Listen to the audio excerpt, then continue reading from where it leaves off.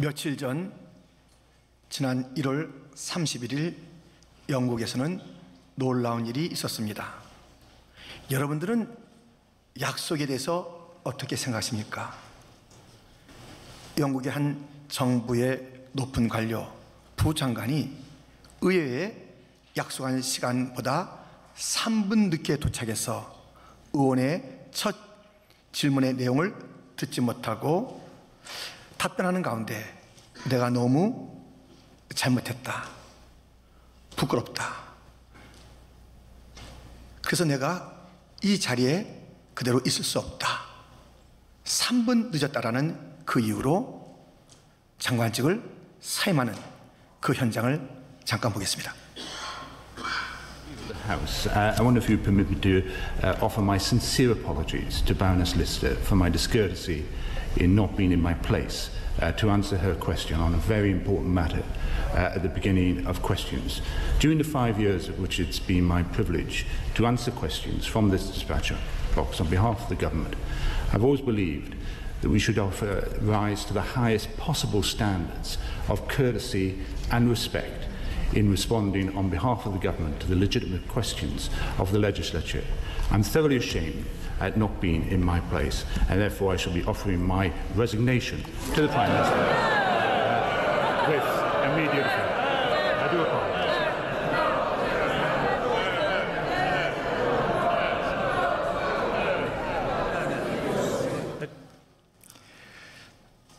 이 장관은 자기의 약속에 자기의 직분을 걸었어요. 그 약속에 신실하기 위해서 자기의 직분을 건 모습을 보게 됩니다. 사람과의 그 약속을 어떻게 지켜나가는가, 사람마다 달라요. 그러나 반드시 약속에는 무게가 있어야 합니다. 신실함이 있어야 합니다. 사람과의 약속에도 이렇거늘 하나님과 사람의 약속을 언약이라고 그럽니다. 영국의 한 장관은 직분을 걸었다면 하나님께서는 사람과의 약속인 이 언약에 생명을 그의 피로 이 언약을 맺어가는 것을 보게 됩니다. 언약이라는 것이 자른다, 그 자름 속에서 피가 흐른다 라는 그런 단어 의미를 가지고 있습니다. 하나님께서는 아브라함과 언약을 맺으실 때에 창세기 15장에 야, 하늘의 별같이 네 자손들이 장대하게 될 것이다, 너희가 애굽에 400년 동안 잡혀 있을 것인데 내가 너희들 다시 돌아오게 하리라, 이러한 약속 언약들을 하시면서 어떻게 그 언약을 맺으시냐면은 짐승들을 잡아 죽여 둘로 쪼개놓고 하나님을 상징하는 횃불이 그 가운데 지나가시면서 언약을 체결하십니다. 곧 나는 내 약속을 반드시 지켜, 이 약속 언약을 안 지키면 내가 죽는다, 이 증인처럼. 얼마나 주님께서 그의 언약에 대해서 모든 것을 다 거는지 알게 되는 것입니다. 창세기 17장에도 하나님이 아브라함과 언약을 맺는 장면에 이러한 피가 흐르는 것을 보게 됩니다. 7절부터 보면 내가 내 언약을 나와 너 및 내 대대 후손 사이에 세워서 영원한 언약을 삼고 너와 내 후손의 하나님이 되리라. 너희 중 남자는 다 할례를 받으라. 이것이 나와 너희와 너희 후손 사이에 지킬 내 언약이니라. 너희는 포피를 베어라. 이것이 나와 너희 사이의 언약의 표징이니라. 이 언약 속에는 피 흘림이 있어요. 피 흘림을 보이시면서 언약을 맺으시는 하나님이십니다. 하나님께서는 아브라함에게 이렇게 언약 약속을 하시고 오늘 본문에는 시내산 언약을 이스라엘 백성 전체와 맺으시는 것이에요. 이스라엘 백성들의 구속의 이야기가 1장부터 출애굽기 18장까지 이어졌어요. 19장부터는 이제 구속받은 그 백성들이 어떠한 언약, 어떠한 율법, 어떠한 규례를 가지고 살 것인가에 대한 언약 체결이 곧 시내산 언약이라는 이름으로 등장하게 됩니다. 우리 하나님께서는 오늘 이 말씀을 통해서 언약을 맺으시는 것이에요. 그의 강림, 그의 목소리, 그의 모든 그 말씀의 내용들이 웅장하게 펼쳐지면서 출애굽기 20장에는 십계명, 그 후에는 계속 각 분야의 그 하나님의 뜻과 그 삶의 방식들이 이스라엘 백성들에게 전해지는 그런 언약의 내용들이 전개되는데, 이 언약이 피로 맺어진 것입니다. 24장 6절부터 보면 이런 말씀이 있습니다. 모세가 피를 가지고 반은 여러 양푼에 담고 반은 제단에 뿌리고 언약서를 가져다가 백성에게 낭독하여 듣게 하니 그들이 이르되 여호와의 모든 말씀을 우리가 준행하리이다. 8절 같이 읽겠습니다. 모세가 그 피를 가지고 백성에게 뿌리며 이르되 이는 여호와께서 이 모든 말씀에 대하여 너희와 세우신 언약의 피니라. 아멘. 하나님의 언약은 이런 무게가 있어요. 그 장관의 약속이 무게가 있듯이 그와는 또 비교할 수 없는 그 무게가 있으니 생명을 건 결코 바꿀 수 없는, 결코 주님께서 안 지킴으로써 그 백성들에게 실망을 자는 그런 일이 없을 그런 약속들을 하시는 것입니다. 요즘 한국에는 논쟁이 있어요. 무슨 논쟁이 있냐면 헌법을 개정하겠다는 것이에요. 이 헌법을 개정하면 헌법에는 그 서론, 전문이 있고 그 다음에 강론이 있지 않습니까? 그래서 이 헌법을 바꾸는데 어떤 단어는 빼고 어떤 단어는 집어넣어야 되겠다, 그 전문부터 그렇게 그 논의가 되는 것이에요. 참 쉽지 않을 것 같아요. 근데 우리나라가 이 헌법이 너무 자주 바뀌는 거예요. 무엇을 뜻해요? 그만큼 안정되지 못한 나라라는 것이에요. 그래서 이런 단어가 하면서 상황 따라서 자꾸만 주고 빼고 하는 그런 상황을 보면 나라가 견고하지 못하다는 것이에요. 환경 따라 움직인다는 것이에요. 사람 따라 좌지우지되는 그러한 연약한 나라의 모습을 보게 되는 것이에요.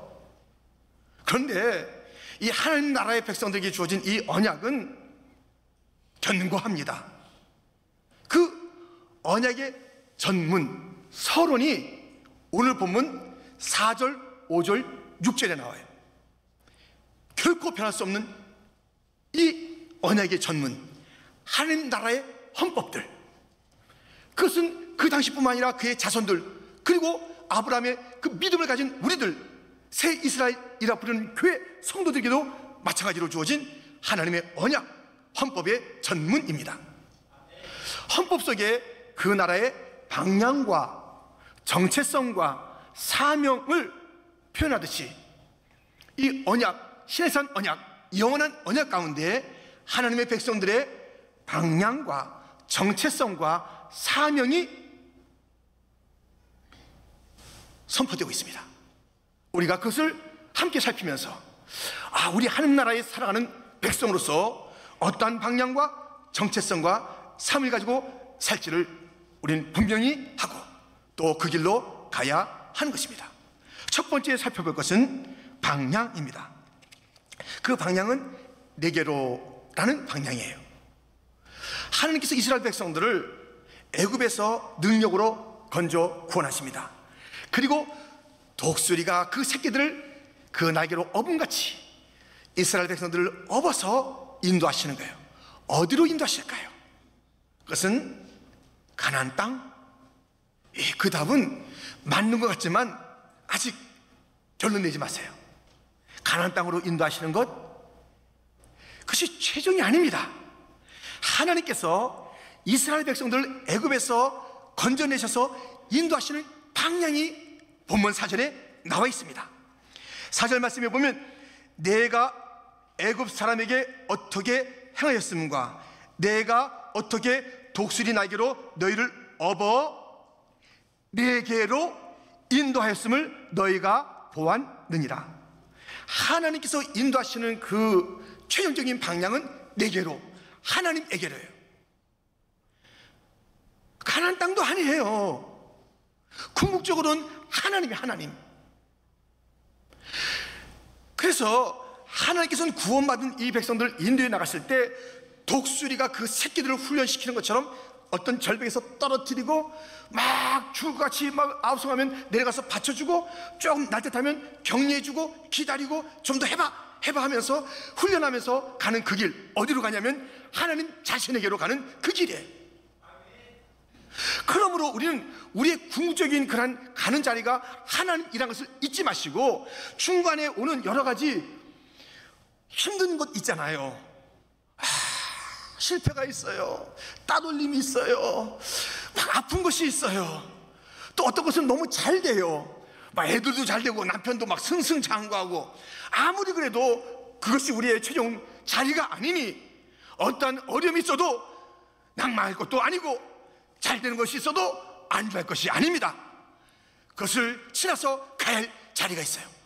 어려워도 우리가 가는 자리, 그 어려움은 독수리가 새끼를 훈련시키듯이 우리를 훈련하는 자리니, 그 어려움 고난의 이유마다 하나님, why me? 내게 왜 이러세요? 너무 묻지 마세요. 그 물음을 가지고 오랫동안 시간 보낸 자들이 있어요. 왜 내가 이렇게 실패합니까? 왜 우리 아내가 이렇게 아픕니까? 왜 우리 자녀가 이렇게 어려운 일을 당합니까? 왜 내가 이렇게 많은 자들에게 이렇게 비난받아야 됩니까? 너무 그런 거 따지지 마세요. 어떤 때는 알 수도 있고 어떨 때는 대부분 몰라요. 가세요. 그것이 우리 마지막 자리 아니에요. 성공도 우리의 마지막 자리가 아니에요. 하나님의 품이 우리의 마지막 자리인 줄 믿습니다. 그러므로 어떤 일에도 낙심하거나 어떤 일에도 안주하는 우리의 태도, 그것이 아닌 그것을 지나서 하나님에게로 간다. 요셉도 아버지가 입혔던 채색 옷을 입는 그 자리가 마지막이 아니었고, 형들이 쳐는 그러한 그 구덩이도 마지막이 아니었고, 저 보디발 집에서의 종살이도 마지막이 아니었고, 감옥의 캄캄함도 마지막이 아니었고, 총리의 그 빛나는 자리도 마지막이 아니었고, 단 하나의 마지막 자리는 하나님 그분이었습니다. 시편 90편 그 표제요 제목에는 이러한 내용이 붙어 있습니다. 하나님의 사람 모세의 기도라는 타이틀이 붙어 있습니다. 시편 중에 90편은 모세가 지은 것이에요. 모세의 기도예요. 그 1절을 보세요. 주여, 주는 대대에 우리의 거처가 되셨나이다. 하나님께서 말씀하셨어요. 너희를 내게로 인도한다. 이걸 알고 있었기 때문에 하나님이 대대 영원한 나의 거처가 되고 이 백성의 거처가 되고 모든 믿음의 사람들의 거처가 되는 하나님의 그 품이 모두가 우리의 거처가 된다라는 그것을 노래하고 기도하고 있는 것을 보게 됩니다. 모세는 그 바로의 궁이 자기의 완전한 거처도 아니었고, 물론 광야도 그의 거처가 아니었습니다. 가나안 땅 그는 못 들어갔어요. 가나안 땅 못 들어갔어요. 그의 거처가 아니에요. 하나님이 대대의 거처가 되리라. 하나님을 거처 삼고 살고 모든 인생들마다 하나님을 향해서 가야 한다라고 일러주고 있습니다. 물은 물고기의 거처입니다. 굴은 여우들의 거처입니다. 여우도 굴이 있고, 주님께서 말씀하지 않습니까? 저 스카이, 거기에는 별들의 거처가 되는 것이 그 가운데 있습니다. 사람의 유일한 거처는, 유일한 안전은, 유일한 피난처는 하나님밖에 없는 줄 믿습니다. 여기서 떠나면 안 돼요. 여기서 이탈하면 안 돼요. 갈짓자 걸으면 안 돼요. 인생 가는 길에 성공을 위해서 치닫고 엉뚱한 것을 위해서 치닫고 쾌락을 위해서 치닫으면 안 돼요. 인생길 가다가 힘들다고 주저하면 안 돼요. 이리 갈까 저리 갈까 내가 돌아갈까 하면서 그렇게 막 우왕좌하는 것 안 돼요. 어떤 일이 있어도 우리의 단 하나의 방향이 있으니 인생의 방향은 하나님 한 분인 줄 믿습니다. 하나님은 하나님에게로 그의 백성을 인도하십니다. 하나님 나라의 사람들은, 모든 인생들은 하나님에게로, 하나님께서 인도하시는 그 유일한 방향으로 가야 합니다. 이것이 시내산 언약 전면에 땅 하고 우리에게 외쳐지고 우리에게 일깨워진 내용인 것입니다. 하나님에게로, 우리의 방향은 하나님입니다. 이 시내산 언약이 두 번째로 정체성을 일러주고 있습니다. 그 정체성이 무엇입니까? 하나님 나라의 그 백성들의 정체성은 5절 말씀에 이런 말씀이 있습니다. 우리 한번 5절을 같이 읽겠습니다. 세계가 다 내게 속하였나니 너희가 내 말을 잘 듣고 내 언약을 지키면 너희는 모든 민족 중에서 내 소유가 되겠고. 아멘. 세계는 내게 속하였고 너희는 내 소유가 된다고 그래요.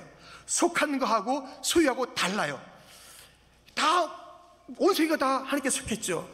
근데 그 중에 특별히 소유라고 이름 부르는 자가 있어요. 이 소유라는 이 히브리 단어는 내 소유, 내 보물이 되겠고, 보물이라는 단어예요. 보물. 내 보물이 되겠고 라는 단어예요. 그래서 이 하나님 나라의 그 헌법의 전문에는 무엇이 우리의 정체성으로 표현되어 있냐면 너희는 내 소유, 내 보물이다, 내 보배다, 이렇게 말하는 거예요. 주님의 말씀이에요. 그래서 주님께서는 너무너무 보물이니까는 아껴요. 그의 백성들을 아낍니다. 사랑하십니다. 지키십니다. 도와주십니다. 공급합니다. 너무너무 아끼는 거예요. 내 보배라, 소유라, 보물이라. 하나님의 보물이 바로 우리의 정체성입니다. 그러므로 우리가 과거에 어떠한 어려움이 있었든지, 현재 내가 어떠한 그 처우를 받든지, 어떤 사람들이 나 갖다 뭐라고 하든지, 여러분들 그것에서 흔들리지 마세요. 그 과거의 상처 때문에 몇십 년 동안 인생을 갖다가 막 엉망으로 스스로 만드는 자들이 있어요. 그게 어떡하고요? 상처 다 있어요. 다 가슴 열어보세요. 아픔이 없는 자가 누가 있는가? 다 상처 있어요. 어쩌자고 자기 상처만 상처인 줄 알고 그 상처를 부여잡고 몇십 년 동안 그렇게 땅을 치고 있대요? 그러지 마세요. 지금 여러 가지 형편들이 있어요. 막 우리 갖다 비난하고 우리 갖다 막 그렇게 하는 그런 상황들이 있어요. 그게 뭐 어떻다고요? 우리의 이 정체성은 바뀌지 않는데, 하나님의 보배인데. 이스라엘 백성들은요, 자기들 정체성에 대한 이 주님의 이 말씀을 들었잖아요. 바로 시내산에서 들었잖아요. 그런데 얼마 있지 않아서 이들 보세요. 하나님의 소유된 이 주님의 일깨워준 자아상, 정체성을 가지고 살아야 될 이들이 가나안 땅을 정탐하고 온 12명 가운데 2명을 제하고 10명이 이렇게 말하는 거예요. 우리는 메뚜기요, 메뚜기. 메뚜기, 메뚜기. 저 가나안 족속에 대한 우린 메뚜기야. 우린 우린 죽어. 우린 안 돼. 패배주의 자상을 가진 거예요. 여러분들, 이 배의 키가 방향을 정하는 대로 배는 나가는 것이에요. 우리 인생은요, 자상의 키가 어디에 딱 있느냐에 따라서 달라지는, 이 부정적인 자상을 갖고 있으면 그 인생이 부정적으로 가는 거고, 그 뒤에 물보라가 나오잖아요. 모든 그 삶이 지나간 자리는 다 부정적이에요. 부정적인 자에서 그게 나와요. 자기의 삶도 괴롭고 그 여파도 너무 힘든 부정의 물보라가 가득 차는 것이에요. 긍정의 자상을 가지면 그 삶 자체가 긍정이고, 그가 내뿜는 모든 그런 그 삶의 여파는, 영향은 다 긍정이에요. 이스라엘 백성들은 주어진 이 자기의 정체성 자아, 그것을 잃어버리고 메뚜기 자상을 가지고 그렇게 살아가는 거예요. 안 된다, 찐다.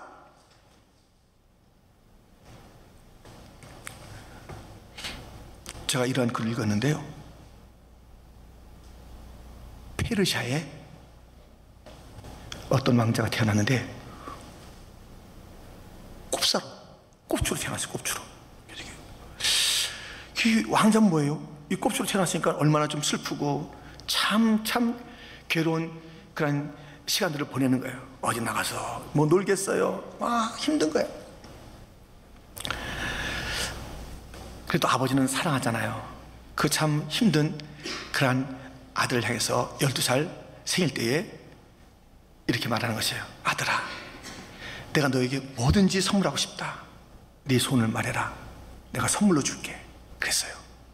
이 꼽사등이 왕자가, 아버지, 제게 선물을 주시려면 저의 동상을 하나 세워주세요. 동상. 그래, 동상 세워줄게. 근데 이 구부러진 이 몸의 동상 말고요, 제가 딱 펴있는 그 모습의 동상으로 저 궁전 안에 좀 세워줄 수 있겠어요? 야, 그거 왜 못하냐? 저가 이게 좀 당당하게 허리 펴고 있는 그 모습으로 해주세요. 그래서 그 허리 펴고 있는 모습으로 그 동상을 만들어준 거예요. 그랬더니 이 아이가 지나다니면서 나는 이 굽어진 모습이 내 모습이 아니야. 저게 내 모습이야. 난 저렇게 걸을 수 있어. 난 저렇게 허리를 필 수 있어. 난 저렇게 살 수가 있어. 난 이렇게 구부러진 게 아니야 하면서 볼 때나 잘 때나 나의 진짜 모습은 저 서 있는 모습이야. 동상을 바라보면서 계속 꿈을 키우고 말했어요. 그러더니 허리가 점점 펴지더니 딱 완전히 펴졌다는 이야기입니다. 여러분들, 우리의 자상은 따로 있는데 하나님께서 보시기에 힘이 좋았더라가 우리의 원래 자상인데 마이가 다 구부려 놓은 거예요. 어디다가 길을 피고 그래? 어디서 네가 똑바로 산다고 그래? 네 주제. 그게 다 구부러져 있는 거예요. 다 구부러져 있어요. 우리 인생이. 그것이 우리의 자상이 아니라고요. 마이가 던져준 그런 그릇된 자상으로 굽혀 사는 거예요. 펴지 못하는 거예요. 안 된다고 그러는 것이에요. 엉뚱하게 이 살아가는 거예요. 반듯하게 펴있는 하나님께서 하나님의 온전한 형상인 예수님을 보내주었습니다. 예수님을 바라보세요. 예수님을 부르세요. 예수님을 생각하세요. 예수님 언어를 나의 언어로 삼으세요. 예수님의 그 순종을 나의 순종으로 삼으세요. 예수님의 사랑을 나의 사랑으로 삼으세요. 예수님의 그 모든 참고 견디는 기도 생활을 나의 것으로 삼으세요. 그것이 바로 우리의 삶이며 우리의 자상인 줄 믿습니다. 여러분, 어떤 일이 있어도 우리의 자상은 분명하니 너는 내 기쁨이야, 내 보배야, 내 소유야, 내 것이야. 내가 너를 볼 때 너무 좋아, 힘이 기뻐. 이것이 나의 자상인 줄 알고 내가 나를 평가하지 마세요. 마귀가 나를 평가하도록 내버려 두지 마세요. 사람들이 나를 갖다 말하는 것에 대해서 너무 귀 기울이지 마세요. 하나님께서 말씀하시는 것, 하나님께서 나를 보시는 것, 그것이 진짜니 그것은 언제나 변함없이 우리 주님의 생명을 다해서 언제나 변함없이 우리에게 말씀해 주시는 자상. 내 딸아, 너는 내 보배야. 내 아들아, 너는 내 보물이야. 이 자상을 잊지 마시고 주님께서 보시는 그 눈으로 나를 보시고 주님께서 말씀하시는 그 말씀이 나에 대한 진짜 말인 줄 아시고 그렇게 선포하고 그렇게 살아가고 그렇게 당당하고 나는 하나님의 아들이야, 하나님의 딸이야, 나는 존귀한 자야, 하나님께서 보물이라고 그랬어, 하나님께서 지켜주셔, 하나님의 사랑이 있어, 하나님께 능력이 나를 항상 동행해 주셔. 그 당당함으로 승리하는 자가 되기를 주님의 이름으로 축원드립니다. 시내산 언약은 그 전문에 그 이스라엘 백성들의 방향과 정체성을 일러줬고요, 세 번째 사명을 주었습니다. 사명에 대해서 6절이 우리에게 일러주고 있으니 같이 6절 말씀을 읽겠습니다. 너희가 내게 대하여 제사장 나라가 되며 거룩한 백성이 되리라. 너는 이 말을 이스라엘 자손에게 전할지니라. 아멘. 제사장 나라, 거룩한 백성이 바로 하나님 나라 백성들의 사명이에요.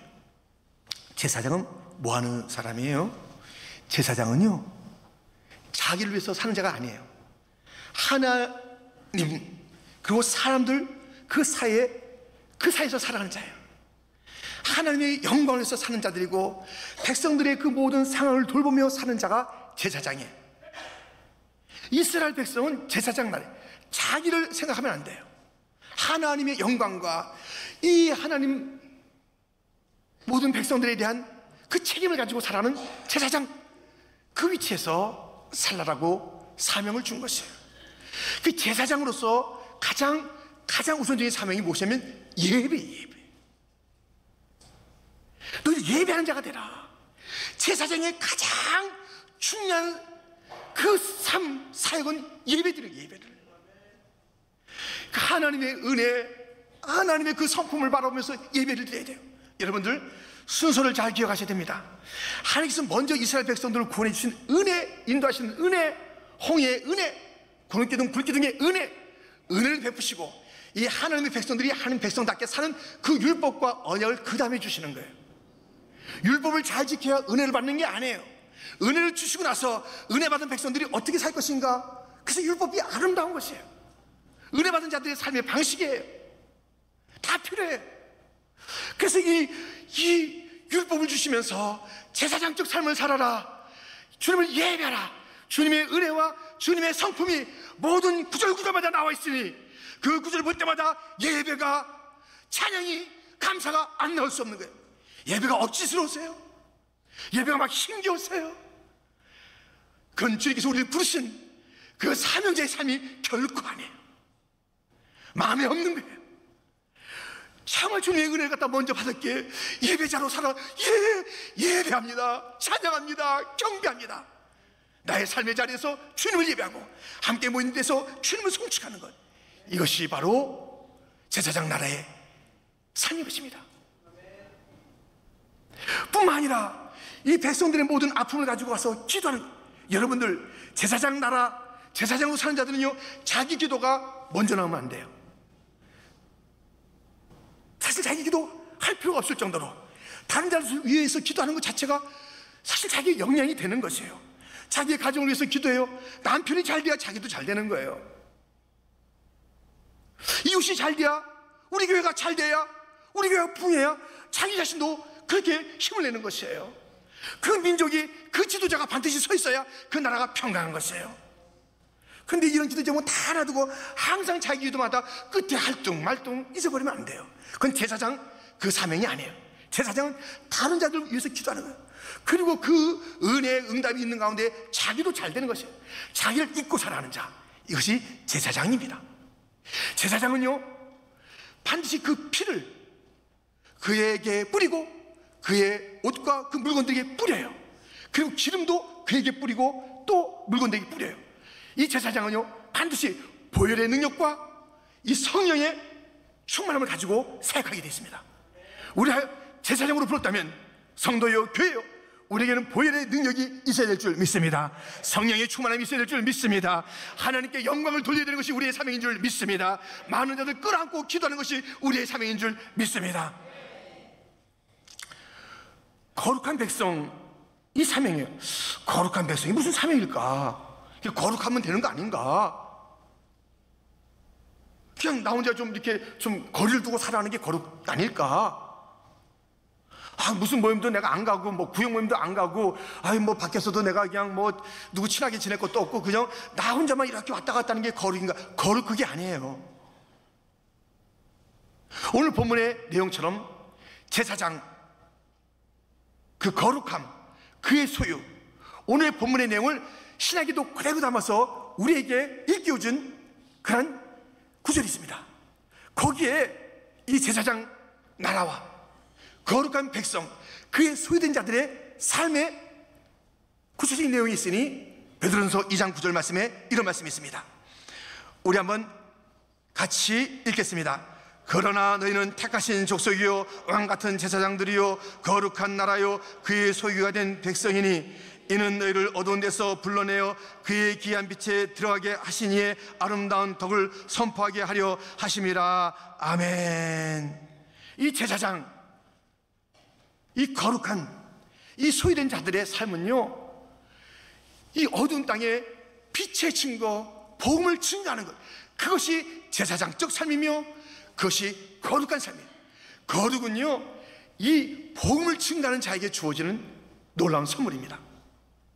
거룩은 담쌓고 살아. 난 누구에게도 말도 안 해. 얘기 섞지도 않아.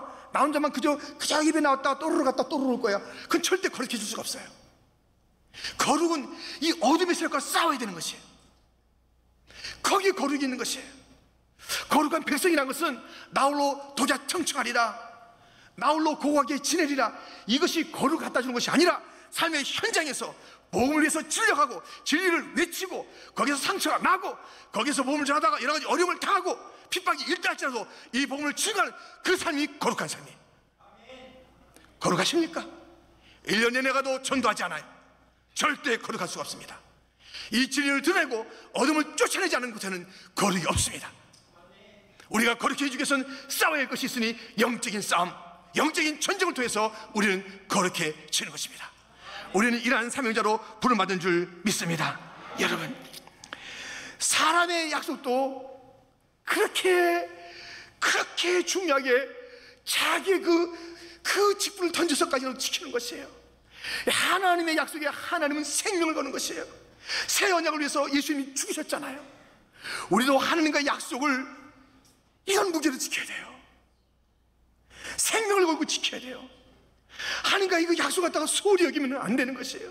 예배에 대한 약속과 헌신에 대한 약속과 충성에 대한 약속과 이런 모든 것을 갖다가 정말 쉽게 버리는 것은, 그것은 우리가 할 도리가 아니에요. 주님은 약속을 할 때마다 피를 보게 하시는 거예요. 이 피처럼 우리가 피로 맺은 언약이란다. 생명 걸고 지키자. 알았지? 내 아들아, 내 딸아. 이것이 언약의 당사자들의 할 일인 것입니다. 쉽게 여기지 마세요.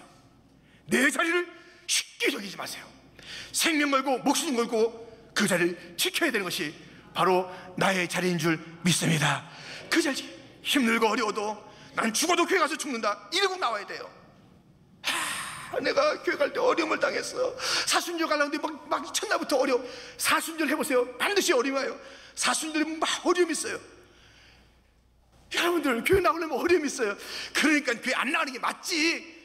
나가면 내가 복을 받아야 되는데 이게 뭐야? 그거 아니에요. 그것이 바로 하나님의 모든 하나님께로 인도하시는 과정에 있는 어려움이며, 어떨 때는 그 눈에 볼 때는 슬픔이고 어떨 때는 실패 같지만, 그것을 넘어서 그 연단을 넘어서 하나님의 백성답게 이 슬픔도 나를 막지 못하리라, 이 어려움도 나를 막지 못하리라, 하나님과의 예배의 자리를 갖다 막지 못하리라, 나는 예배에 충성하리라, 나는 찬양대에 충성하리라, 나는 교사의 작품에 충성하리라, 나는 모든 이 직분을 누가 보지 않아도 나는 충성하리라 하나님과 맺은 그 언약을 잘 지켜나가는 성도가 되기를 주님의 이름으로 축원드립니다. 주님으로 가는 방향입니다. 주님의 소유된 정체성입니다. 주님이 맡기신 사명입니다. 우리에게는 이라는 것이 있다는 것을 잊지 마십시오. 약속을 잘 지키는 분들이십니까? 하나님은 이 약속을 바꾸지 아니하고 오늘 우리에게도 그렇게 일러주고 있습니다. 시내산 언약 딱 줬어요. 출국한 지 3개월 만에.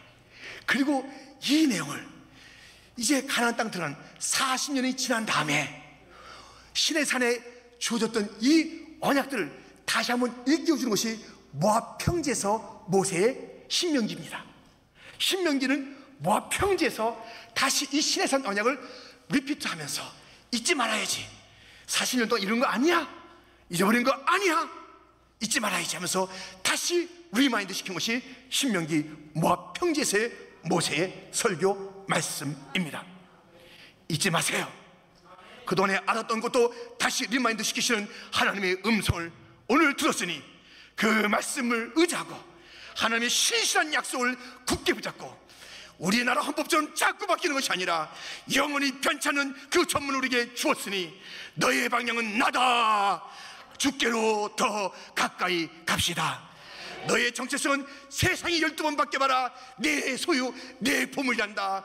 무엇과도 내가 너를 바꾸지 않는 내 자랑스러운 소유다. 그 주님의 소유됨이 내 정체성인 것을 잊지 마시고, 나는 제사장적 삶, 우리 교회는 제사장적 삶, 우리는 나와 우리 교회 자신을 위해서 사는 것이 아니라 하나님의 영광과 온 열방에 복음을 증거하는 길을 통해서 하나님께 영광이 되고 온 땅은 구원하며 그들을 위한 기도의 제목을 가지고 주 앞에 나가며 우리 스스로가 거룩해 줄 수 있는 그 힘들을 우리의 삶, 사명 가운데서 찾고 확인하고 누리는 자가 되기를 주님의 이름으로 축원드립니다.